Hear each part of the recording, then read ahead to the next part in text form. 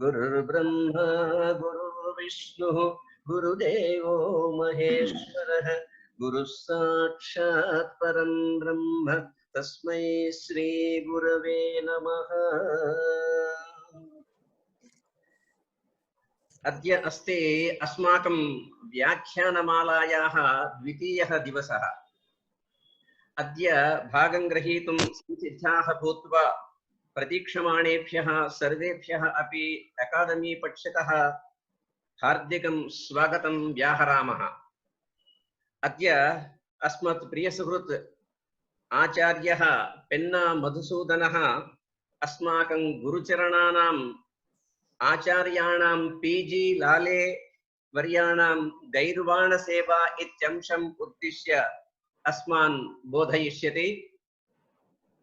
भवन्तः जानन्ति आचार्यः पेन्ना मधुसूदनः लोकप्रसिद्धः विद्वन्मणिः, महाकविः, युवविपश्चित् एवञ्च युवविपश्चित् पुरस्कारेण, वाचस्पति पुरस्कारेण, केन्द्रीय साहित्य अकादमी पुरस्कारेण च सम्मानितः।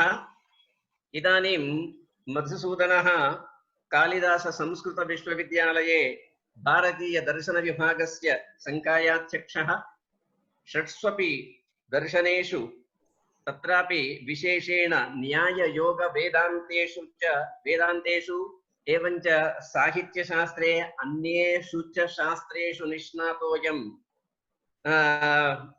विपश्चित् काव्यकण्ठचरितम् एवञ्च प्रज्ञाचाक्षुषम् इति महाकाव्यद्वय रचनया कालिदासादि महाकवीनां पंक्तौ स्थानम् अलभत इति अस्माकं मनः मोमुद्यते। संस्कृत, तेलुगु, मराठी, आंग्ल, हिंदी, जर्मन इत्यादि भाषासु लब्धप्रतिष्ठः अयम् अस्माकम् अनुजः मधुसूदनः अकादमी पक्षतः श्रीमतां लाल्ये वर्याणां गैर्वाणसेवाम् उद्दिश्य स्वविचारधारां प्रकटीकर्तुं सन्नद्धः अस्ति नागपुरतः। तस्मै शुभाशीर्भिः सह स्वागतं व्याहरामि। एवञ्च आचार्याः लाल्ये महाभागाः प्रायः 36 वर्षाणि यावत् उस्मानिया विश्वविद्यालयस्य संस्कृत विभागे संस्कृतम् अनेकधा संसेव्य 1988 तमे वर्षे निवृत्ताः। तदनन्तरं भवत्सु नैके जानन्ति पुणे नगरं गत्वा इमे भण्डार्कर् संस्थायां कार्यभारं निरुह्य नैकान् ग्रन्थान् समशोधयत्। इमे PhD उपाधये देवी भागवतं परिशील्य संस्कृतक्षेत्रे स्वप्रतिष्ठां वर्धयामासुः। लौकिकन्यायकोशः, कर्सेस् एंड बून्स इन वाल्मीकि रामायण, मल्लिनाथ इत्यादि ग्रन्थान् एते व्यरचयन्। ललिता सहस्रनाम स्तोत्रस्य जयमंगल व्याख्यानस्य श्रीकृष्ण करुणामृतस्य च अनुवादम् अलिखन्। अहं केवलं स्पृशन् अस्मि। किमर्थमित्येत् अत्र अस्माकं मधुसूदनः सर्वां गैर्वाणसेवां सर्वाम् अपि इदानीं दर्शयिष्यति। तत्र लाल्ये महाभागस्तु सम्पूर्ण मानवता मूर्तिः। अतएव अरिषड्वर्गः भीत्या महाभागात् सर्वथा दूरे एव अतिष्ठत् इति वयं चिन्तयामः। वात्सल्ये एतैः तुल्यं जनं नाहम् एतावत् पर्यन्तं दृष्टवान्। 92 वर्षीयाः इमे इदानीमपि दूरवाण्या यदा यदा वयं तैः सह भाषामहे तदा नैकान् संस्कृतग्रन्थान् उदाहरन्ति एवञ्च अस्मान् प्रचोदयन्ति। के हस्तलिखित ग्रन्थाः कुत्र कुत्र ग्रन्थालयेषु उपलभ्यन्ते इत्यादीन् सर्वान् अपि इदानीम् अपि सूचयिष्यन्ति। अत एव उस्मानिया विश्वविद्यालये आचार्यान् लाल्ये महाभागान् सर्वेपि छात्राः तदानीन्तनकाले इदानीम् अपि अस्मादृशाः तस्य नाम मूविंग लाइब्रेरी इति। लाले महोदयाः मूविंग लाइब्रेरी इति वयं सर्वे वदामः। अस्तु, इदानीं नाहम् इतोपि अधिकं न भाषे। अस्मदनुजः इतः पूर्वम् उक्तवान्, विबुधः मधुसूदनः स्ववाण्या लाल्ये महोदयानां गैर्वाणसेवा माधुर्येण अस्मान् तोषयितुं सन्नद्धः अस्ति। तत्पूर्वम् अस्मदग्रजकल्पाः शतावधानी डॉक्टर जी.एम. रामशर्मवर्याः अत्र दृश्यन्ते। तानिदानीम् अहं प्रार्थये लाल्ये महोदयानां कीर्तिं स्वकोकिलस्वरेण गास्यन्तु इति त्रिचतुरकलास्वेव। तदनन्तरं पेन्ना मधुसूदनस्य वाङ्मधु वयं सर्वे आस्वादयामः। धन्यवादः। शतावधानी रामशर्मवर्यान् प्रार्थये इदानीम्।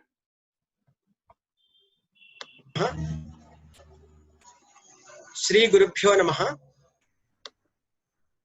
अत्र समुपस्थितेभ्यः सर्वेभ्यः श्रीमद्भ्यः विद्वद्भ्यः सादरं सविनयं मम नमस्काराः निवेद्यन्ते। परमिदं प्रमोदस्थानं यत् अद्य हैदराबादीय संस्कृत परिषदः ऑनलाइन वेदिकायां महामहोपाध्यायानाम् अस्माकम् आचार्यवर्याणां पीजी लाले महोदयानां गैर्वाणी सेवाम् अधिकृत्य अस्माकं मित्रवर्यस्य वाचस्पति बिरुदाञ्चितस्य आचार्य पेन्ना मधुसूदन महोदयस्य व्याख्यानं परिवर्ति इति शुभावसरेस्मिन् अस्माकं गुरुवर्याणां श्रीमतां पीजी लाले महोदयानां सौजन्यं च तेषां विद्वत्तां च उद्दिश्य श्लोकत्रयं मया विरचितं। तदिदानीं प्रस्तौमि।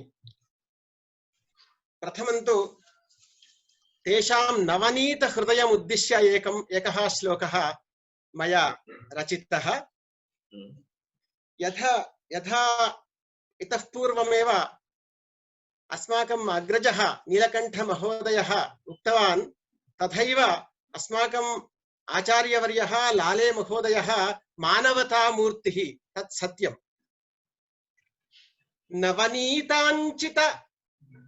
नवनीतायित हृदयं नवनव हित भावनान्वितं सदयं। नवनीताञ्चित हृदयं नवनव हित भावनान्वितं सदयं। शुभदं यस्य च विशदं प्रणौमि लाले महोदयार्यं तं। प्रणौमि लाले महोदयार्यं तं। तेषां हृदयम् अतीव विशदं शुभदम् एवं सदयमपि। तत् हृदयं नमस्कृत्य अग्रे सरामि। यश्रीमान् सुरभारतीय बुधराट, यश्रीमान् सुरभारतीय बुधराट उस्मान्य विद्यालये गैर्वाणी प्रविभाग कल्पकतरौ। गैर्वाणी उस्मान्य विद्यालये गैर्वाणी प्रविभाग कल्पकतरौ।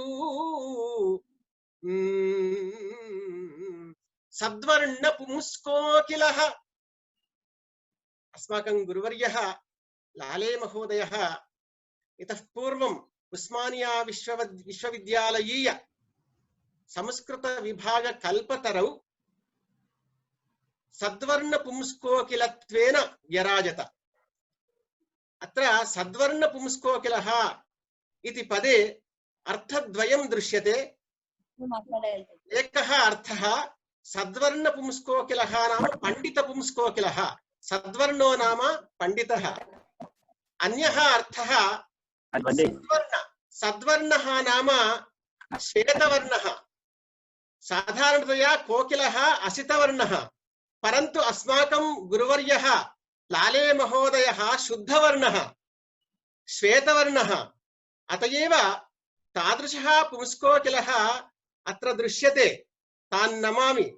सद्वर्ण पुंस्कोकिलः नाम श्वेतवर्ण पुंस्कोकिलः, तान् प्रणम्य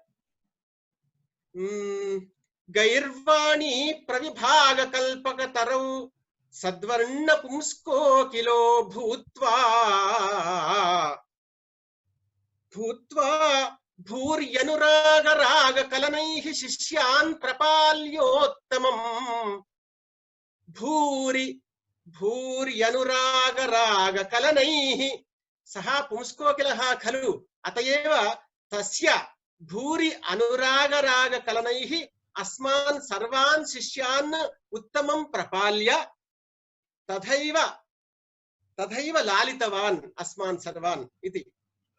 भूत्वा पुंस्कोकिलो भूत्वा भूर्यनुरागरागकलनैः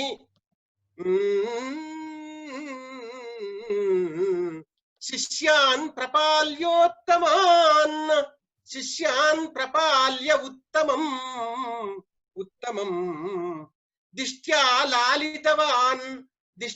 लालितवान् प्रमोदकलितं लाले गुरुं तं स्तुवे, लाले गुरुं तं स्तुवे। अन्यः श्लोकः एकः वर्तते। यद्भाषणं नवसुधा परिपूरितं वै, यद्भाषणं नवसुधा परिपूरितं वै, सच्छिष्य चित्तवसुधा व्युपजीवनं स्यात्, सच्छिष्य चित्तवसुधा व्युपजीवनं स्यात्। यद्भाषणं नवसुधा परिपूरितं वै, सच्छिष्य चित्तवसुधा व्युपजीवनं स्यात्। यद्वीक्षणं सुकरुणा शुभलक्षणं च, यद्वीक्षणं सुकरुणा शुभलक्षणं च। लाले महोदयममुं प्रणमामि भक्त्या, लाले महोदयममुं प्रणमामि भक्त्या प्रणमामि। ओम स्वस्ति। धन्यवादाः। धन्यवादाः अवधानी महोदय। इदानीं मधुसूदनं प्रार्थये, आरम्भं करोतु मधुसूदन। एवं सर अनुगृहीतोऽस्मि महोदय। गुरुर्ब्रह्मा गुरुर्विष्णुः गुरुर्देवो महेश्वरः गुरुः साक्षात् परब्रह्म तस्मै श्री गुरवे नमः। अस्मद्गुरुभ्यो नमः। हरिः ओम्। परमादरणीयाः अस्माकं ज्येष्ठाः प्रोफेसर नीलकण्ठं महोदयाः, अस्माकं सर्वेषामपि प्रेरणास्थानं श्रीमन्तः महामहोपाध्यायाः पीजी लाडे महोदयाः, अस्माकम् आचार्यवर्याः बी नरसिंहाचार्य महोदयाः, अस्मज्ज्येष्ठाः सुधामय स्वराः रामशर्मा महोदयाः, इतरे च अस्मत् सुहृद्वराः सुब्रह्मण्यं महोदयाः, इतरे च सर्वान् नमस्कृत्य अधुना मया विवक्षितं तत् प्रस्तोतुमिच्छामि। अत्र महामहोपाध्यायाः लाडे महोदयाश्च शृण्वन्ति तेपि वीक्षन्ते इति अस्माकम् अहोभाग्यम्। यतः अस्माभिः यत्किञ्चित् विधीयमानमस्ति तत् तेषां कृते तेषां पुरतः भवतु इति। परन्तु कोविड् कारणेन एतदपि सौभाग्यं यत् सर्वेपि स्वस्व गृहेपि भूत्वा एतद् वीक्षितुं शक्नुवन्ति। अतः वयम् अहोभाग्यं मन्यामहे। अद्य सुदिनमेतत्, यतः लाळे महोदयानां विषये सर्वेषाम् अस्मादृशानां शिष्याणां मनसि वर्तमाना या कचित् भावना सा प्रकटीकर्तुं शक्या।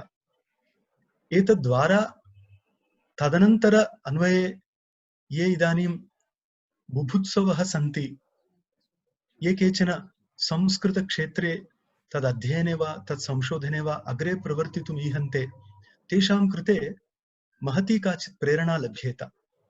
यतः लाळे महोदयानां दर्शनं, मेलनं, भाषणम् इत्यादिकं प्रत्येकमपि चिरस्मरणीयं भवति। ये केचन इदानीन्तना वा भवतु प्राचीना वा भवन्तु, सर्वेपि एतत् पुनः पुनः स्मृत्या रोमहर्षम् अनुभवन्ति यत् लाळे महोदयाः मानवतामूर्तयः इति नीलकण्ठम् आचार्यैः यदुक्तं तत् अक्षरसत्यम्। यतः ये केचन तत् गृहं गच्छन्ति पुण्यनगरे, ते वस्तुतः पुण्यनगरस्य पुण्यम् एकस्मिन्नेव गृहे अस्ति, सर्वं पुण्यमपि अत्र क्रोडीभूतमिव ते भावयन्ति। तथा वयं पश्यामः, वस्तुतः तत् मूर्तिभूतं पुण्यं तादृशम् अस्माकं सौभाग्यवशात् अस्माकं जीवने प्रविष्टम् इति नितरां वयं मोमुद्यामहे। तेषां जीवनं, तेषाम् अध्ययनं, तेषां संशोधनं, तेषां कार्यम् इत्यादिकं वस्तुतः एतावता अल्पकालेन प्रतिपादयितुं न शक्यमिति आचार्याः जानन्ति। तथापि ये केचन अत्र किञ्चित् अग्रे गन्तुम् इच्छन्ति, तेषां कृते प्रेरणारूपेण किञ्चिदिव तत्र प्रस्तुतुं प्रयतिष्ये। भवतां सर्वेषां पुरतः किञ्चिदिव तत् उपस्थापयितुम् अहम् इच्छामि स्म। अस्तु, परन्तु एतेषां यथोक्तं एतेषां हृदयं, वाणी इत्यादि सर्वमपि अस्मान् सर्वदा प्रेरयति। ह्यः अपि तैः सह मम सम्भाषणं जातं। तदा ते किञ्चित् हीनस्वरेण तथापि महता प्रेम्णा मया सह भाषितवन्तः। तदा तैरुक्तम्, एतेषु क्षेत्रेषु अस्माभिः इतोपि कार्यं करणीयं, विशिष्य आन्ध्रदेशस्य विदुषां संस्कृतयोगदानविषये भवादृशैः तत्र प्रवर्तितव्यं, भवादृशैः तत्र संशोधनम् अग्रे कर्तव्यम् इत्यादि तैरुक्तम्। अतः अहं पश्यामि, वस्तुतः तेषां योगदानम् इति बहुमुखीनं वर्तते। तत्र एक ह्युम्यानिटेरियन् इति एक मानवस्वभावदृष्ट्या, एक संशोधकदृष्ट्या, एक शिक्षकदृष्ट्या, तथा भिन्नभिन्नमुखैः भिन्नभिन्न आयामैः तेषां जीवनं दृश्यते। अतः बहुविधां प्रेरणां प्राप्य आधुनिकसंशोधकाः तत्र तद्दिशि प्रवर्तन्ते, संशोधनदिशि प्रवर्तन्ते। यथा प्राचीनान्ते प्रीणयन्ति तथा आधुनिकानपि। इदानीन्तनछात्रापि गृहं गच्छति तर्हि ते तथैव तामपि प्रेरयन्ति, अनन्तरं विषयानपि यच्छन्ति इति अहं पश्यामि। प्रायः विरला एव एतादृशा भवन्ति ये शिष्याणाम् अन्येषां मनसि तिष्ठन्ति। महामहोपाध्यायाः प्रोफेसर् पी.जी. लाळे महोदयाः, तेषां योगदानञ्च इति मम विषयः। तत्र अचिरादेव स्वर्गतानां मातृकल्पानामपि स्मरणम् अस्मिन् क्षणे क्रियते। तथा अस्माकं सुकृतवशात् क्वचित् इदं छायाचित्रं स्वीकृतमासीत् तेषां गृहे, तेन सह आरम्भं कुर्मः। प्रोफेसर् लाळे महोदयाः आचार्याः कीदृशाः इति वयं यथा स्मरामः तदा एकैकम् आगच्छति। एक शिक्षकरूपेण अत्यन्तम् आदृताः, अत्यन्तं सभाजिताः, एते सर्वेषां शिष्याणां हृदयेषु तिष्ठन्ति इति नातिशयोक्तिः। एतत् सर्वेपि शिष्याः जानन्ति, यत् एतद् अक्षरसत्यमिति। तथा एक संशोधकरूपेण बहूनां प्रेरणास्थानमिति बहवः अनुसरन्ति। अतः रिसर्चर् वैड्लि फॉलोड। परन्तु एतदपेक्षयापि एकम् उत्तमम् एकम् आयामं दर्शयामि यत्र आचार्याः प्रोफेसर् इंटेन्स्लि लव्ड। एतद् वस्तुतः बहूनां प्रोफेसर् जनानाम् अर्थात् आचार्याणां जीवने अधिकतया न दृश्यते। यतः प्रोफेसर्स् भवन्ति चेदपि इंटेन्स्लि लव्ड इति तद् भिन्नं। सः गुणः अन्यादृशः। अस्माकम् आचार्येषु एतादृशः विरलोऽपि गुणः दरीदृश्यते इति आश्चर्यं। तथा एतेषां a lovely divine soul ardently admired by all इति अहं पश्यामि। एतादृशम् एकं दिव्यं शीलं स्वभावं वयं पश्यामः येन सर्वेपि एतेषां विषये प्रीतिं धारयन्ति। अतः a lovely divine soul इति वस्तुतः तेषां भाग्यं न अस्माकमेव भाग्यमिति अहं पश्यामि। एतेषां जीवनं यदि वयं नैदीयस्त्या पश्यामः तत्र स्थितप्रज्ञता एका अवलोक्यते। स्थितप्रज्ञता इति सर्वास्वपि अवस्थासु अचलप्रज्ञा इति तादृशी प्रज्ञा। तथा स्वकर्मसु या प्रवृत्तिः दृश्यते तेषां जीवने अतः कर्मयोगिनः इमे। तथा ज्ञानसाधवः। यतः ज्ञानेन बहवः अहङ्कृता भवन्ति परन्तु ज्ञानेन साधुत्वं यत्र भाति यत्र लसति तैवे ज्ञानसाधवः। अतएव सहृदय हृदयोर्मि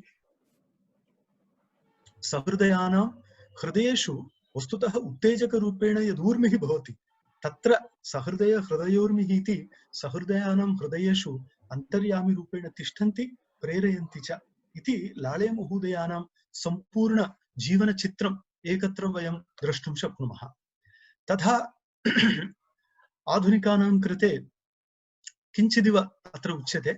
तेषां जीवनविषये पुण्यनगरे ते 1928 जून् इति दिनाङ्के जन्म अलभन्त।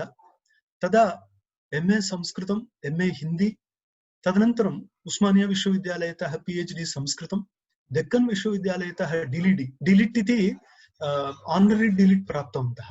तथा एतेषां शैक्षणिकं स्वरूपं तथा एतेषाम् उपाधयः अत्र विशिष्य महामहोपाध्याय साहित्यरत्न साहित्यश्रीः महाराष्ट्र कालिदास पुरस्कारः संस्कृत साधन पुरस्कारः इत्यादि पुरस्काराः विद्यन्ते। तथा राष्ट्रपति अवार्ड इति विशिष्य उल्लेखः करणीयः तेनापि इमे सभाजिताः। तथा एतेषां शैक्षणिकम् अनुभवं पश्यामः अस्माकं तेलंगाना राज्यस्य वरंगल प्रान्तात् आरभ्य उस्मानिया विश्वविद्यालयं प्रविश्य ततः एतेषां कार्यनिवृत्तिपर्यन्तं 88-89 तावत् पर्यन्तं ते उस्मानिया विश्वविद्यालये एव संस्कृत प्राध्यापकरूपेण सेवां विहितवन्तः। तथा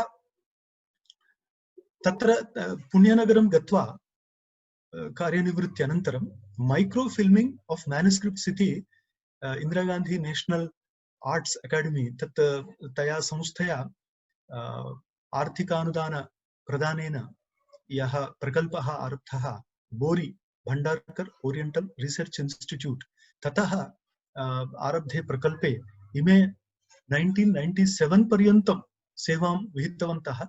महतां हस्तलिखित ग्रन्थानां माइक्रो फिल्मिंग कार्ये एतेषां महद् योगदानं वर्तते। एते इदानीं यदा वयं पुण्यनगरं गच्छामः तदा बहवः एतदेव कार्यं स्मरन्ति स्मारयन्ति च। यतः माइक्रो फिल्मिंग कार्यमिति ऑलमोस्ट 88 to 97 इति उपदश वर्षाणां महती सेवा। तद्वारा माइक्रो फिल्मिंग इति आगामी कालस्य कृते भविष्यत् कालस्य कृते हस्तलिखित ग्रन्थानां संरक्षण दृष्ट्या महत् कार्यमिति तत्ते कृतवन्तः। तथा केवलम् एक साधारण दृष्ट्या पश्यामः यत् पब्लिकेशन्स् इति 25 ग्रन्थानां प्रकाशनं कृतवन्तः। केचन इदानीं प्रकाशन अधीनाः सन्ति। तथा शताधिक संशोधन लेखापि एतैः प्रकाशिताः। इमे आचार्याः संस्कृतं, मराठी, हिंदी, तेलुगु, इंग्लिश इति भाषाः जानन्ति। विशिष्य तेलुगु, मराठी इति भाषाद्वयस्यापि सम्बन्धं तथा प्रभावं च एते विशिष्य जानन्ति यत् वरङ्गल् नगरे यदा आसन् तदा एका स्पर्धा आयोजिता इति। तत्र नान् तेलुगु स्पीकिंग पीपल ते कथं तेलुगु वदन्ति इति तत्र स्पर्धा आसीत् इति। तर्हि लाळे महोदयाः प्रथम पुरस्कारं प्राप्तवन्तः इति श्रूयते। तत्र उपाध्याय महोदयेनपि एतत् कथितम्। अतः लाळे महोदयानां भाषाज्ञानमपि अत्यन्त प्रभावी, यतः ते अनेकान् तेलुगु लिप्यां वर्तमानान् ग्रन्थान् मराठी अर्थात् देवनागरी लिप्या पुनः लिखित्वा तथा प्रकाशितवन्तः। एतेन बहवः ये देवनागरी जानन्ति तेलुगु लिपिं न जानन्ति ते देवनागरी लिपि द्वारा तेलुगु लिप्यां वर्तमानानां ग्रन्थानां प्रामाणिकं ज्ञानं प्राप्तवन्तः इति उभयोरपि राष्ट्रयोः सन्धाता सन्धिमान् स्थिरः इव अस्माकं लाळे महोदयाः सन्धातृरूपेण एतत् कार्यं कृतवन्तः इति राज्यद्वयमपि इदानीं सकृतज्ञं तिष्ठति। तथा वयम् एकैकं पश्यामः। टीचिंग करियर मध्ये वरंगल राज्ये एव एतेषां शैक्षणिकं कार्यम् आरब्धं, परन्तु अचिरादेव ततः ते हैदराबाद उस्मानिया यूनिवर्सिटी आर्ट्स कॉलेज प्राप्तवन्तः। तदा आन्ध्रप्रदेशं 2050 तमे वर्षे प्राप्य ततः कार्यनिवृत्तिकालपर्यन्तमपि अत्रैव महतीं सेवां यधुः। एते आचार्याः तदनन्तरमेव तद् सेंट्रल गवर्नमेंट प्रोजेक्ट इति बोरी द्वारा प्रवर्तिते एक प्रकल्पे सेवां विधाय माइक्रो फिल्मिंग कृतवन्तः। तत् कारणेन तेषां प्रेसिडेंट अवार्ड वा भवतु महामहोपाध्याय पुरस्कारः अस्माकमेव विश्वविद्यालयेन प्रदत्तोऽयं पुरस्कारः महामहोपाध्याय पुरस्कारः। तदा एतद् डेक्कन कॉलेज द्वारा तस्मिन्नेव वर्षे ऑनरी डिलिट इति उपाधिः प्रदत्तः। तदा गिरिधरमठेन साहित्यश्रीः इति बिरुदं दत्तं। तथा हिंदी प्रचार सभा हैदराबाद इति संस्थया साहित्याचार्य उपाधिः प्रदत्तः। तथा महाराष्ट्र शासनेन प्रदीयमानः कालिदास पुरस्कारः, संस्कृत साधन पुरस्कारश्च एभ्यः प्रदत्तौ। एवं महतः उपाधीन् पुरस्कारान् प्राप्य इमे संस्कृत संशोधन क्षेत्रे प्रवर्तमानाः। परन्तु एतेषां प्रथम महत्वपूर्णं च योगदानम् इतः आरभ्यते श्रीमद्देवी भागवतम् इति ग्रन्थस्य संशोधन द्वारा। वस्तुतः एकं पुराणमिति वयं सर्वे जानीमः, परन्तु तस्य पुराणस्य अन्तः यद् वर्तते तद् अल्पसंख्याका एव विद्वांसः जानन्ति इति कारणेन इतरे तद् अजानाना एव तिष्ठन्ति। अतः एते आचार्याः श्रीमद्देवी भागवतम् इति विषयम् अधिकृत्य 1969 मध्ये स्वकीय शोधप्रबन्धस्य कृते PhD प्राप्तवन्तः। तदनन्तरम् अयमेव ग्रन्थः 1974 मध्ये प्रकाशितः।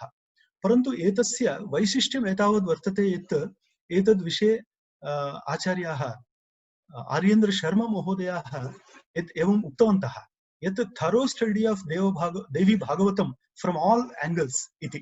अर्थात् देवी भागवतस्य ये केचन विविध आयामाः भवन्ति तेभ्यः आयामेभ्यः संपूर्णं समग्रं च अध्ययनं देवी भागवतस्य अत्र आलोक्यते इति। यतः अत्रैव खलु वेदेषु देवी आराधनं कीदृशम् आसीत् इति एकं मूलं स्रोतः कुत्र आसीत्, वेदेषु कुत्र इति तदपि संशोध्य एते तत्र प्राचीकटन्। तथा अदर पुराणास् इति इतरेषु च पुराणेषु देवी संबद्धाः केचन विषयाः सन्ति। तत्र परस्पर सम्बन्धावगाहन पूर्वकं ते विषयाः संशोध्याः इति दृष्ट्या अत्र कंपेयर्ड विथ अदर पुराणास् एतावदेव न, वस्तुतः देवी भागवतस्य अध्ययन काले ये केचन तान्त्रिकाः विषयाः दृग्गोचराः अभवन् तेषामपि अत्र फिलोसॉफिकल कंटेंट ये तांत्रिक विषयाः भवन्ति तेषां कथं वा अन्यत्र मूलानि दृश्यन्ते। तन्त्रशास्त्रग्रन्थेषु कुत्र कुत्र देवी सम्बद्धाः विषयाः दृश्यन्ते इति तदपि एतैः प्रकटितम्। अत एव मैथालजी इति वयम् आधुनिककाले पश्यामः। मैथालजी इति प्राचीन इतिहासो वा भवतु, कथा, काल्पनिककथा वा भवन्तु, परन्तु मैथालजी इति यः विषयः सर्वत्र प्रसिद्धः, तद्विषये एते वक्तुमिच्छन्ति लेजेण्ड्स् कण्ट्रिब्यूटिङ्ग् टु द नालेड्ज् आफ् मैथालजी इति। अर्थात् मैथालजी विषये ये केचन अधिगन्तुमिच्छन्ति तेषां कृते लेजेण्ड्स् कथं भवन्ति, अर्थात् अस्माकं पुराणेषु तन्त्रेषु च ते विषयाः कुत्र कुत्र कीदृशाः इति ते तत्र प्रकाशितवन्तः, स्वग्रन्थे तद् लिखितवन्तः इति आर्येन्द्रशर्मा महोदयैः स्वपीठिकायां लिखितम्। अनन्तरम् एतैः 1979 तस्मिन् काले एका मल्लिनाथ विषये एका चर्चागोष्ठी आयोजिता आसीत्। तदनन्तर काले 1981 मध्ये तस्य सारः पुस्तकरूपेण प्रकाशितः, यत्र लेखाः सन्ति, सर्वैः विद्वद्भिः तत्र समर्पिताः लेखाः, तेषां सङ्कलनं कृतं। परन्तु लाले महोदयानाम् आन्ध्रदेशस्य विद्वत् परम्परा विषये महान् अभिनिवेशः, यतः अत्रत्याः विद्वांसः अत्यन्तं गभीरं ज्ञानं वहन्ति, एतेषां योगदानं प्रकाशनीयम् इति सर्वदा इदानीमपि वदन्ति। अतः तस्मिन् काले अपि ते मल्लिनाथ मनीषा इति एकां राष्ट्रीय संगोष्ठीम् आयोज्य तत्र सर्वेषां विदुषां लेखान्, शोधलेखान् प्राप्य तेषाम् एकं सङ्कलनं प्रकाशितवन्तः, मल्लिनाथ मनीषा इति। परन्तु तद् उत्तरकाले मल्लिनाथानामेव योगदानम् अधिकृत्य तैः ग्रन्थाः रचिताः। तत्र विशिष्य साहित्य अकाडेमी द्वारा मल्लिनाथः इति एकः ग्रन्थः प्रकाशितः। तद् द्विः प्रकाशितः ग्रन्थः इति दृश्यते। सः ग्रन्थः यथा मेकर्स् आफ् इण्डियन् लिटरेचर् इति शीर्षकेण पुरा एकदा मल्लिनाथ इति, तदनन्तरमपि अर्थात् द्वितीया आवृत्तिः स्यादिति भाति। तथा मल्लिनाथानां विषये, यतः अस्माकं तेलङ्गाणाराज्यस्य विशिष्य यशसः मूलकारणं नाम मल्लिनाथसूरयः, तथा अन्नम्भट्टाचार्याः, शबरस्वामिनः, बेल्लङ्कोण्डरामरायकवि इति आन्ध्रदेशीयाः। परन्तु एते सर्वेपि अस्माकं प्रतिष्ठां सर्वत्र प्रसारयन्ति। आन्ध्रदेशस्य प्रतिष्ठा यथा मध्यकाले गत कतिपयवर्षेभ्यः प्राक् मानवल्ली रामकृष्णकवयः, तथा बहवः अत्र आसन्, येषां यशसः कारणेनैव इदानीम् अस्य राज्यस्य सर्वत्र कीर्तिः प्रसृता। तेषां योगदानम् आधुनिकैः अवश्यं ज्ञेयं, तैः तद्दिशि कार्यं विधेयम् इति आचार्याः सर्वदा वदन्ति, सर्वदा सर्वान् प्रेरयन्ति। गत सप्ताहे अपि यदा मया भाषितं तदा तैरुक्तं बुकपट्नं सोदराः इति, बुकपट्नं ब्रदर्स् इति, तेषां योगदानं महद्वर्तते। वस्तुतः सः कुटुम्ब एव तादृशः, येषां योगदानं संस्कृतमहाकाव्यनिर्माणे वा भवतु, संस्कृतलघुकाव्यनिर्माणे वा भवतु, तेषां प्रज्ञा अनितरसाधारिणी। अतः तादृशं योगदानम् अधिकृत्य अवश्यम् आधुनिकैः कार्यं कर्तव्यम् इति ते सर्वदा अस्मान् प्रेरयन्ति। तद्दिशि एतैः विहितः प्रयत्नः नाम मल्लिनाथ संगोष्ठी आयोजनेन एतादृश पुस्तकप्रकाशनम् इति। अतः आधुनिकैः मल्लिनाथानां विषये यत्किञ्चित् ज्ञातव्यमस्ति तद् एकस्मिन् पुस्तके लभ्यते। तद्विषये इतोपि मया किञ्चित् वक्तव्यं, यत् यदा एतैः मल्लिनाथ मनीषा इति प्रकटितं, तत्र एतैः मल्लिनाथसूरीणां रघुवीरचरितम् इति एकं काव्यम् अधिकृत्यापि किञ्चित् तत्र उल्लिखितम्। अर्थात् मल्लिनाथसूरीणां महाकाव्यमपि वर्तते रघुवीरचरितम् इति, तर्हि तस्यापि अध्ययनं कर्तव्यमिति तैः तत्र उल्लेखः कृतः। तथा तार्किकरक्षायाः प्रथमपरिच्छेदस्य व्याख्यानं, तथा वैश्यवंशसुधाकर एकावलीविषये तरलव्याख्या इति एतेषां विषये उल्लेखः कृतः। अतः आधुनिकाः ये केचन संशोधनविषयाः न लभ्यन्ते इति सर्वदा रोरुद्यन्ते, तेषां कृते अत्र केचन विषयाः प्रदत्ताः, एते ग्रन्थाः अवश्यं पठनीयाः तथा एतेषु ग्रन्थेषु वर्तमानाः विषयाः प्रकाशनीयाः इति एते प्रेरयन्ति मलिनाथमनीषा प्रकाशनद्वारा तथा एतेषां ग्रन्थावली महती वर्तते तत्र विशिष्य केषाञ्चन महतां ग्रन्थानाम् उल्लेखम् अहं कर्तुम् इच्छामि तत्र श्रीकृष्णकरणामृतम् इति पूर्वमेव उल्लेखः कृतः तत्र बिल्वङ्गर लीलाशुकस्य श्रीकृष्णकरणामृतम् इत्यस्य हिंदी भाषया अनुवादः कृतः तथा बेल्लंकोण्ड रामरायवर्याणां श्रीकृष्णलीला तरङ्गिणी इति काव्यस्यापि एतैः प्रकाशनं कृतं तथा अधुनैव अर्थात् कतिपय मासेभ्यः प्राक् नवरसमञ्जरी इति मराठी भाषानुवाद सहितस्य ग्रन्थस्य प्रकाशनं कृतं तथा मल्लिनाथमनीषा ललिता सहस्रनाम स्तोत्रस्यापि तत्र वयं सर्वे जानीमः पूर्वमपि एकं व्याख्यानं वर्तते भट्टभास्करकृतम् अत्यन्तम् उत्कृष्टं व्याख्यानं यत्र बहवः तान्त्रिकविषयाः विवृताः तथापि जयमङ्गला इति काचित् व्याख्या उपलब्धा तत्र वरङ्गल् नगरे यदा आसन् तदैव सा व्याख्या उपलब्धा तत्र हरिकुमार महोदयः तेलुगु डिपार्ट्मेण्ट् लेक्चरर् आसीत् सः महोदयः प्रथमवारं जयमङ्गला इति व्याख्यानसहितस्य ललिता सहस्रनाम स्तोत्रस्य प्रकाशनं कृतवान् तेलुगु लिप्यां परन्तु लाळे महोदयानां मनसि आसीत् यत् अयं ग्रन्थः तेलुगु लिप्यां वर्तते तर्हि केवलं तेलुगु जनाः जानन्ति परन्तु सर्वेपि भारतीयाः जानन्तु इतरेपि च ये केचन जिज्ञासवो भवन्ति ते सर्वेपि जानन्तु इति धिया एते तस्य ट्रान्स्लिटरेशन् कृत्वा अर्थात् तेलुगु लिपितः देवनागरी लिप्यन्तरं कृत्वा ते तथा प्रकाशितवन्तः दिल्लीतः तथा सर्वे ज्ञातवन्तः ओ जयमङ्गल व्याख्यापि वर्तते गतवर्षे ममैव काचित् छात्रा ललिता सहस्रनाम स्तोत्रस्य जयमङ्गल तथा भट्टभास्कर इतोपि एकं व्याख्यानं महाराष्ट्रदेशे प्राप्तं तदपि स्वीकृत्य एकं तुलनात्मकम् अध्ययनं कृतवती उत्कृष्टम् अस्माकं विश्वविद्यालयेन सह शोधग्रन्थः प्रकाशितश्च तथा लौकिकन्यायकोशः इति एकः ग्रन्थः प्रकाशितः यस्य संस्कृतभाषानुवादम् अहं कृतवान् तथा मूकपञ्चशती इति मराठी भाषया अनुवादः कृतः प्रत्ययकोशः इति सम्पादनं कृतं गुण्डेराव हर्कारे इति अस्माकं हैदराबाद नगरे कश्चन विद्वदग्रणीः आसीत् तस्य महोदयस्य महत् संशोधनं नाम प्रत्ययकोशस्य निर्माणं तथा पाणिनि मेशिन् निर्माणम् इति तत्र प्रत्ययकोशस्य महान् उपयोगो भवति आधुनिकानां छात्राणां कृते तत्र प्रत्ययकोशस्य सम्पादनं कृत्वा प्रकाशितम् एतैः आचार्यैः रामायण कर्सस् एंड बून्स् इति ग्रन्थः प्रकाशितः वस्तुतः मराठी भाषया वर्तमानः अयं ग्रन्थः तदनन्तरं एवं प्रकाशितः इंग्लिश भाषया तथा एकावली ग्रन्थस्य प्रकाशनं भैष्मी परिणय चम्पू ग्रन्थस्य प्रकाशनं बुधभूषणम् इति मराठी भाषया रचितं प्रमोदसिन्धुरिति अभिनन्दन ग्रन्थस्य प्रकाशनं तथा पुराणविमर्शसूचिका इति 700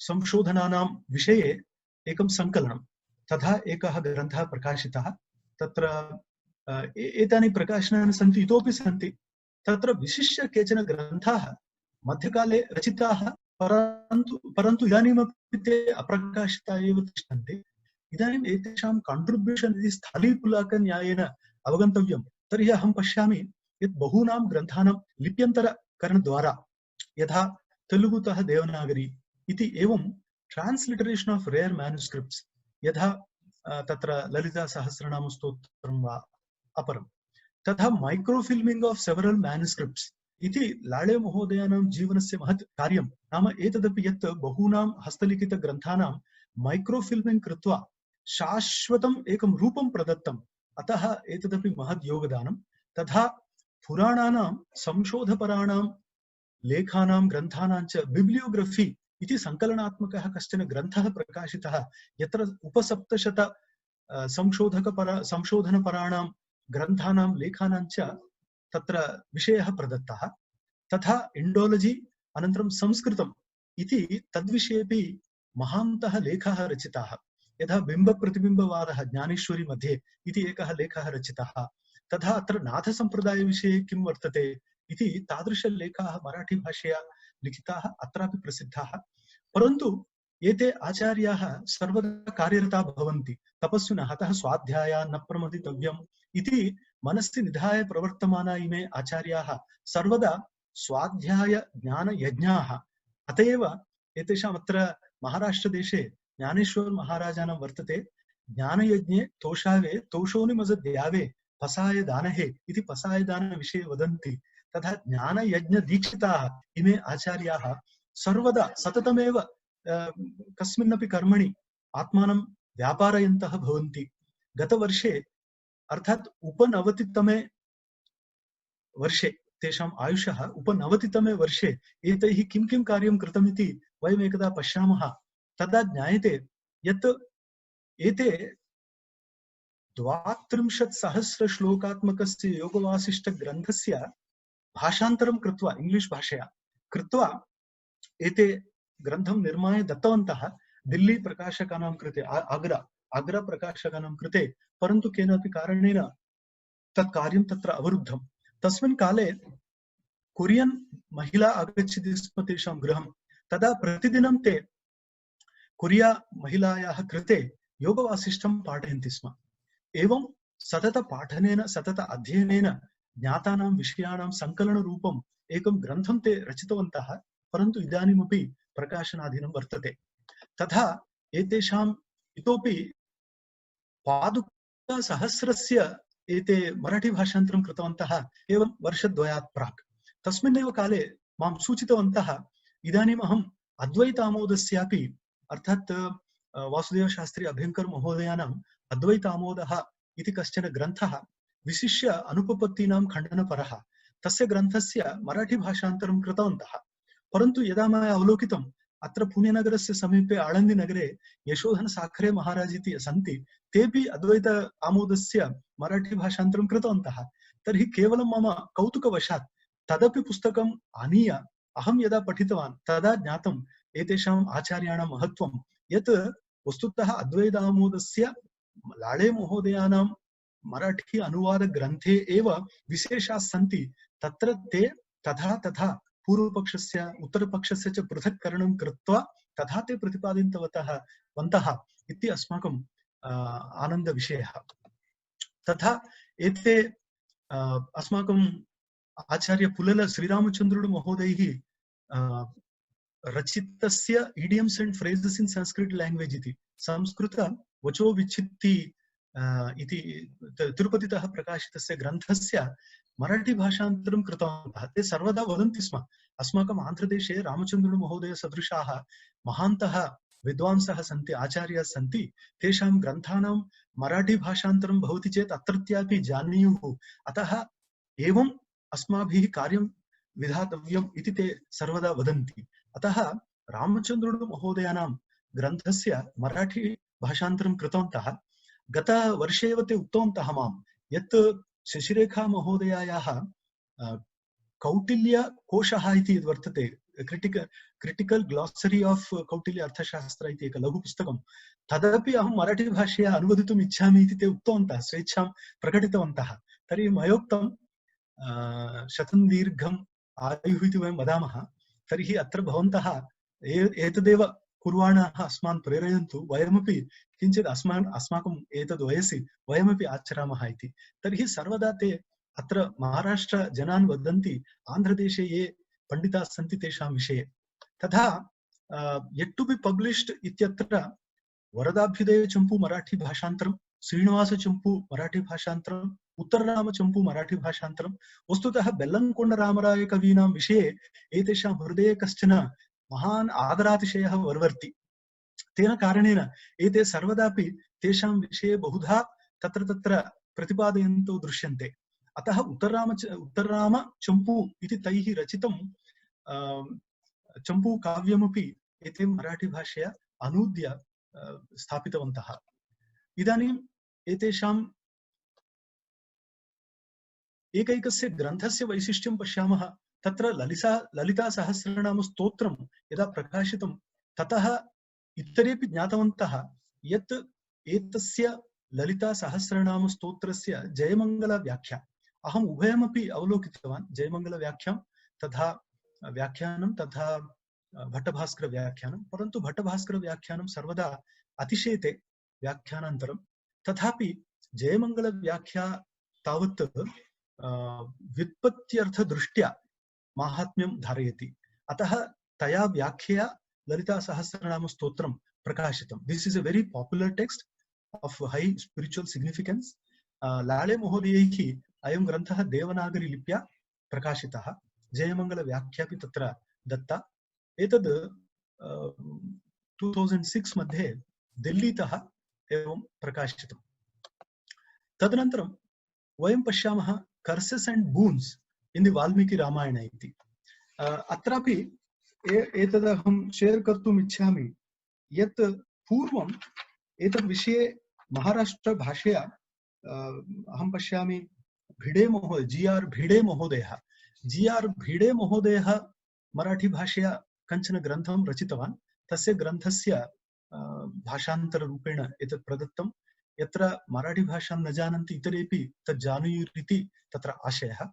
परन्तु वाल्मीकि रामायणे तत्र तत्र वरप्रदानम् अथवा शापप्रदानम् इति दृश्यते। तर्हि ते प्रसंगाः कथं रामायण निर्माणे उपकुर्वन्ति, अर्थात् रामायणस्य सम्पूर्णस्य इतिवृत्तस्य निर्माणे कथं हेतु भवन्ति इति दृष्ट्या एतत् पुस्तकं रचितम् इति भाति। तथा अत्र कर्सेस् एंड बून्स् इति विषये मराठी भाषया रचितस्य ग्रन्थस्यैव एतत् भाषान्तरम्। तथा अपरः उत्तमः उपयुक्तः ग्रन्थः लौकिकन्यायकोशः इति। वस्तुतः न्यायानां विषये जाकोबी महोदयेन ग्रन्थः रचितः, आधुनिकेषु रवा श्रीहरि महोदयेन रचितः, तथा इतरेपि यथा बी.के. दलै इति पूना यूनिवर्सिटीतः एते रचितवन्तः। लौकिकन्यायानां कथं वा उपयोगो भवति अस्माकं भाषायां, तेन भाषायाः सौन्दर्यं कथं वर्धते इति सर्वमपि तत्र आरम्भे एव उल्लिखितम्। परन्तु 700 लौकिकन्यायानां संकलनं कृत्वा कोशरूपेण लाले महोदयैः अयं ग्रन्थः प्रकाशितः। तत्र 700 लौकिकन्यायाः सन्ति। केचन शास्त्रीयन्यायाः अपि तत्र तत्र दृश्यन्ते, यथा तत्र निषादस्थपतिन्यायः कर्मधारय समासविषये, तथा इतरेपि च न्यायाः तत्र निबद्धाः। मया संस्कृतभारती आदेशेन अस्यैव लौकिकन्यायकोश ग्रन्थस्य मराठीतः संस्कृतभाषान्तरं कृतं। तदा दिल्ली संस्कृतभारती संस्थया सः ग्रन्थः प्रकाशितः इति लौकिकन्यायकोशः। विशिष्य ये केचन आधुनिकाः सन्ति, संस्कृतछात्राः संशोधकाश्च, ते अवश्यम् एतादृशं पुस्तकं स्वनिकटे स्थापयन्तु, सदा एतत् पठन्तु। तेन संस्कृतभाषा सौन्दर्यं वर्धते। संस्कृतभाषायाः यत् ओरिजिनालिटी नेटिविटी इति वयं वदामः तदागच्छति। अन्यथा वयं केवलं तेलुगुभाषया चिन्तयित्वा वदामः लिखामः तर्हि तत्र सा छाया अपरिहार्या भवति। तेन कारणेन वयं संस्कृतस्यैव रचनारीतिं ज्ञातुम् इच्छामः तर्हि एतादृशग्रन्थानाम् अवलोकनं कर्तव्यं। तत्र अयमेकः ग्रन्थः अवश्यं पठनीयः। तथा पुल्लल रामचन्द्रुडु महोदयानां संस्कृतवचो विच्छित्तिः इति सः ग्रन्थः अवश्यं न केवलं पठनीयः, अध्येतव्यश्च। तेन किं भवति, ते प्रयोगाः अस्माकं बुद्धिस्थाः भूत्वा प्रयोगकाले स्फुरन्ति, तथा तत् करणीयम्। लौकिकन्यायकोशः इति तथा लाडे महोदयानां ग्रन्थः 2006 मध्ये प्रकाशितः। अनन्तरं मराठी इंग्लिश भाषया वर्तमानः, तदनन्तरं संस्कृत भाषयापि आगतः। This book helps the Sanskrit student in skillfully using these maxims in Sanskrit language. यथा गेहे शूरः मातरि शूरः इत्यादि इत्यादि प्रयोगाः सन्ति। यदि वयमेव न कुर्मः तर्हि को वा कुर्यात्। अतः संस्कृतज्ञैः आग्रहेण एते प्रयोगाः अवश्यं करणीयाः स्वभाषायाम् इति। अर्थात् प्रयोगकाले एते अवश्यमेव करणीयाः। प्राचीनाः कुर्वन्ति स्म, परन्तु एतत् करणीयम्। यथा शास्त्ररक्षामणि अप्पयदीक्षितानां व्याख्याने ते कुर्वत्कल्पः इति कञ्चन प्रयोगं कुर्वन्ति। एवं ते भाषायां प्रवाहरूपेण लेखनसमये वा भाषणसमये ते तथा कुर्वन्ति तर्हि ते सौन्दर्यं वर्धयन्ति तर्हि अपरैरपि ते प्रयोगाः अनुकार्याः भवन्ति इति पश्यामि। बेल्लंकोण्ड रामरायकवः आधुनिक शङ्कराः इति अत्यन्तं प्रसिद्धाः। तेषां कृष्णलीला तरङ्गिणी इति अर्थात् नारायणतीर्थानां कृष्णलीला तरङ्गिणी प्रसिद्धा। तथा एतैरपि किञ्चन काव्यं रचितं। दिस् इस् ए महाकाव्य, तद् गीतकाव्यम्, एतत् महाकाव्यम्। अत्र 1384 अर्थात् सहस्राधिकश्लोकाः सन्ति। प्रोफेसर् लाळे महोदयाः अत्र एतस्य प्रकाशनं कृतवन्तः उस्मानिया यूनिवर्सिटीतः एव 1982 मध्ये। परन्तु तेन सह बेल्लंकोण्ड रामराय कवीनां चम्पू काव्यविषयेपि अत्र विवरणं दत्तं। समुद्रमन्थन चम्पू, रुक्मिणी परिणय चम्पू, मंथरा इति एतेषां विषयेपि तैः उल्लेखः कृतः। वस्तुतः एतादृशाः अवतारपुरुषाः भवन्ति यतः बेल्लंकोण्ड रामराय कवयः ते साधारणाः न सन्ति। यतः अल्पकाले एव अर्थात् 49 वर्षाणाम् अल्प आयुषि एतैः किं किं न कृतं। शरद्रात्रिः इति कौमुदी व्याख्या रचिता, भाष्य विमर्शादिकम् अर्थात् भगवद्गीताया वा ब्रह्मसूत्राणां भाष्य विमर्शनादिकं कृतं। तथा अद्वैतामोदादि अद्वैतामृत इत्यादि ग्रन्थानां रचनं कृतं। केवलम् अहं पश्यामि विद्वत्सु एते मूर्धन्याः एतेन कारणेन यत् चतुस्सूत्री ग्रन्थस्य शाङ्करभाष्यस्य एते व्याख्यानं कृतवन्तः, परन्तु तत्र पश्यन्तु अथातो ब्रह्म जिज्ञासा इत्यत्र अतः इति एकस्यैव शब्दस्य शतम् अर्थाः एतैः दर्शिताः। वस्तुतः एतादृशं विरलमेव। तादृशाः इमे विद्वांसः अस्माकं भाग्यवशात् आन्ध्रदेशीयाः, तेषां दौर्भाग्यवशात् आन्ध्रदेशीयाः। अन्यत्र यदि अभविष्यन् तर्हि एतेषां तावत् सर्वत्र भारते कीर्तिः एतावत् पर्यन्तम् अभविष्यत्। परन्तु अस्माकं भाग्यवशात् अस्मदीयाः इति वयं सर्वदा वदामः। एते तथा एकस्य शब्दस्य शतमर्थान् दर्शयन्ति तादृशाः। तद् कृष्णलीला तरङ्गिणी काव्यस्यापि प्रकाशनम् आचार्यैः लाळे महोदयैः कृतं। तदा मया पूर्वम् उल्लिखितं यत् नवरसमञ्जरी इति एकस्य काव्यस्य विषये। नवरसमञ्जरी इति शास्त्रग्रन्थः। अत्र डॉक्टर रञ्जना दाते महोदया सापि अत्र कार्यं कृतवती। तया सह डॉक्टर पी.जी. लाळे महोदयाः एतस्य ग्रन्थस्य प्रकाशनं कृतवन्तः। मराठी भाषया एतस्य भाषान्तरं कृतवन्तः।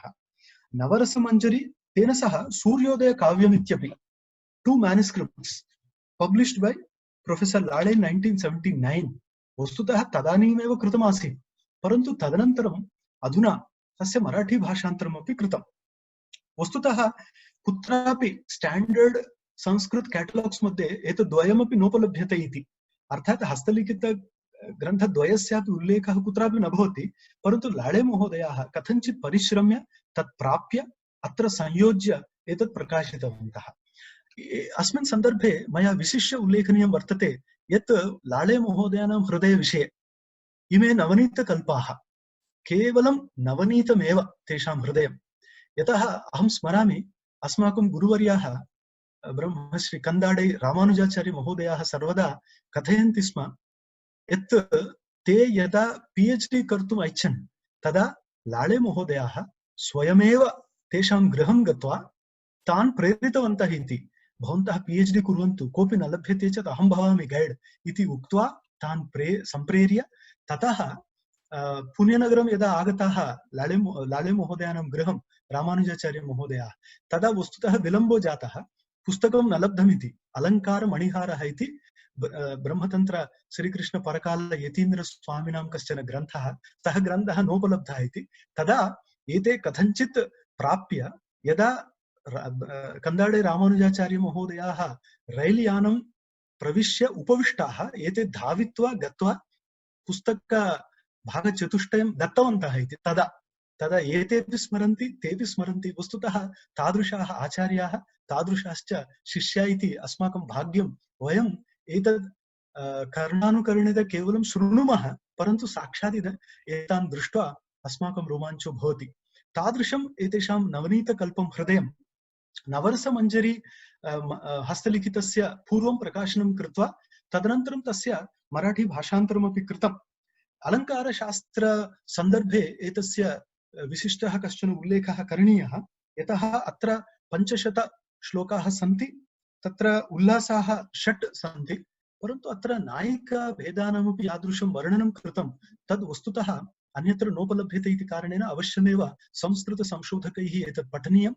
तत्र Karnataka historical research society Dharwad इति तेषां 100th anniversary of the institute तदा ते गत वर्षचतुष्टयात् प्राक् प्रकाशितवन्तः। तथा सूर्योदय काव्यमपि पूर्वं प्रकाशितम् आसीत्। इदानीम् एकस्य ग्रन्थस्य विषये विशिष्य मया वक्तव्यं प्रमोद सिन्धुः इति। प्रमोद इति प्रमोद गणेश लाळे महोदयानां प्रमोद इति नाम, सिन्धु इति सिन्धुता इति मातृकल्पानां तासां नाम। तदा प्रमोद सिन्धुरिति द्वयोः जीवनमेव प्रमोद सिन्धुः, यतः अद्वैतं सुखदुःखयोरनुगतं सर्वासु अवस्थासु यत् इति उत्तररामचरिते भवभूतिमहाकविभिः यदुक्तं तद् वस्तुतः स्वजीवने साक्षात्कृतम् एतैः लाळे महोदयैः तासां सङ्गत्या। अतः सर्वदा अद्वैतम् अनुभूतं तैः दाम्पत्यजीवने। तादृशा इमे आचार्याः तेषां योगदानं तेषां स्वभावम् इत्यादिकम् अधिकृत्य अत्र विदुषां लेखाः एकत्र प्रकाशिताः। International reputed scholars of Indology ते अत्र लेखान् दत्तवन्तः। अत्र सर्वमपि संकलय्य एतत् पुस्तक प्रकाशनं कृतं।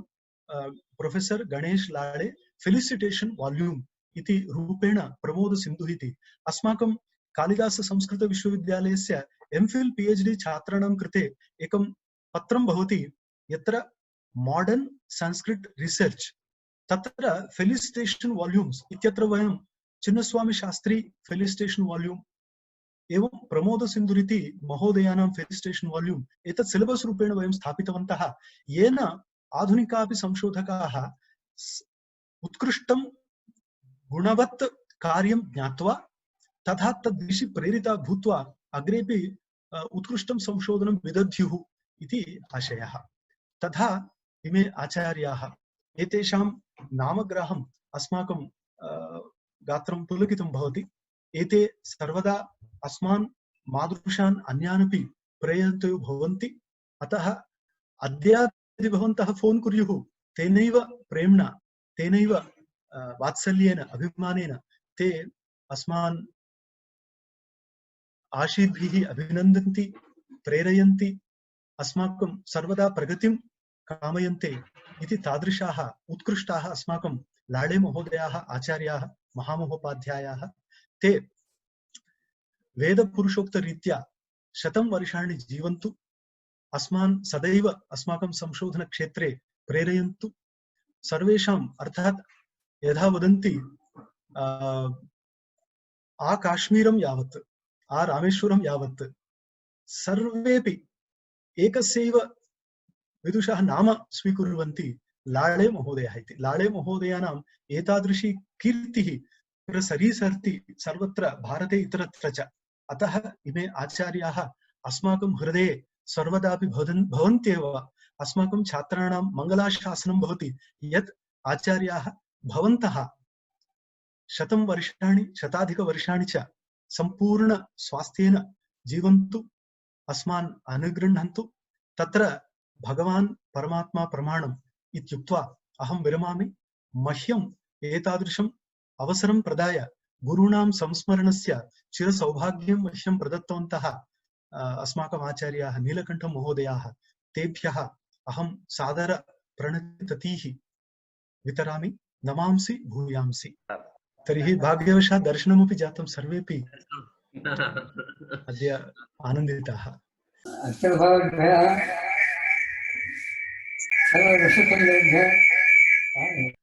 अहं निर्गुणोऽस्मि, सम्यक् वक्तुं न शक्नोमि। अतः केवलं सर्वेषां भाषणानि श्रुत्वा यः आनन्दामनः सञ्जातः, यः प्रमोदामनः सञ्जातः, तं प्रमोदमेव व्यक्तीकरिष्ये। हैदराबादला इतके आचार्य जमले आणि माझ्या सगळ्या समाजामध्ये इतके बोलले, हे तर फार वाईट वाटतं मला. मी काही इतका मोठा नाही आहे, निष्कारण मोठं केलं. एवढं केलं तुम्हाला जे जमलं. आणि त्या काळचा मित्र नीलकंठम पहिला मधुसूदन हे आता फार मोठे विद्वान झाले. याचा सगळ्यात आनंद आहे.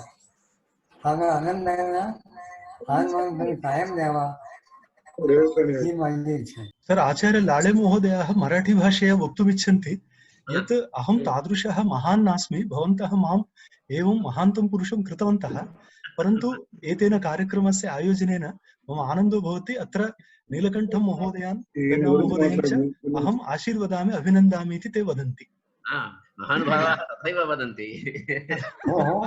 अहं सत्यं भगवान् स्वयमेव भगवती शारदा एव तत्र भवतः सर्वानपि श्रेष्ठत्वं दत्तवती। सत्यं सत्यं सर। किं वदन्ति स्म? भगवती शारदा एव श्रेष्ठत्वं प्रददाति। शारदा एव मम प्रतिभा नास्ति इति महानुभावाः अहं तावत् 90-अधिकवर्षीयः। अधुना किं भविष्यति न जाने। जीविते यावत्पर्यन्तं सुन्दरं वर्तते तावत्पर्यन्तम् अत्रैतां सर्वेषां हैदराबाद्वासीनां मित्राणां स्मरणं करिष्यामि इति मात्रं प्रार्थना। धन्याः वयं सर, धन्याः। धन्याः वयं सर्वे। भवतां न केवलं दर्शनं, भवतां भाषणेनापि वयं पवित्रिताः अद्य। अहं वरलक्ष्मीः अत्र उपस्थिता अस्मि धन्यवादवचनसमर्पणाय। भवतां सारस्वतरूपस्य दर्शनभाग्यं तु सदा लभ्यते अस्माकं ग्रन्थालये, किन्तु अद्यैव भवतां रचना सारस्वत विश्वरूप प्रदर्शनम् अस्माकं भ्रातृवर्यैः भ्रातृकल्पैः पेन्ना मधुसूदन वर्यैः कारितम्। अस्मिन् सन्दर्भे व्याख्यानकर्तृभ्यः पेन्ना मधुसूदन वर्येभ्यः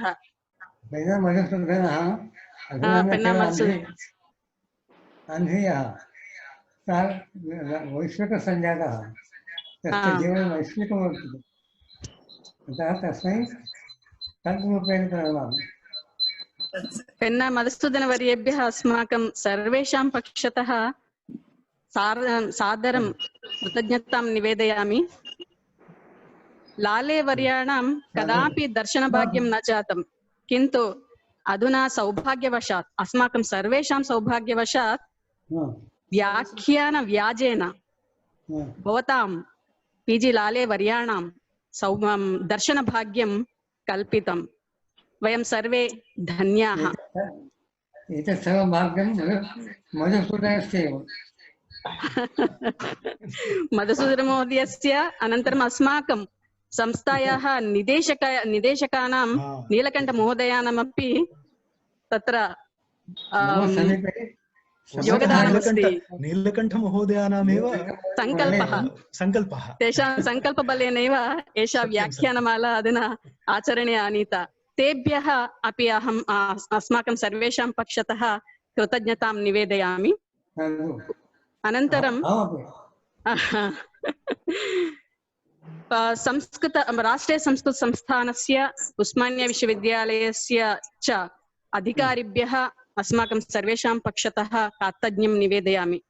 येषां मार्गदर्शनेन प्रोत्साहनेन इयं संस्थायाः कार्यकलापाश्च प्रचलन्ति।